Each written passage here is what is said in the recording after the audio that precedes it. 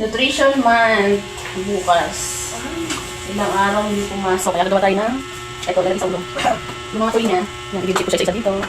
Ayan. Tapos, yung headband. Yung nakadikit dito, gulay. Marami ito.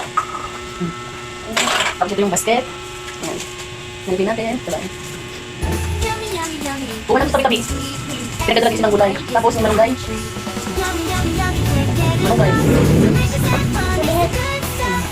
Papaya. Ba't malang ang kulang? Tapos kalamyas. Kalamyas. Ito yung dadalhin sa school. Meron pa ako sa rep. Kamatis. Isang talong. Kamatis mali. Isang talong at saka isang kamatis. Ito yung dadalhin niya bukas. Broccoli pa. Tapos ito, patungin ko na ngayon. Ito na siya. Dinikit ko lang siya, kaya kitang-kita niyo naman ang mga glue stick dyan, no? Yung itim, kasi wala ko nang binabaril. Ayan.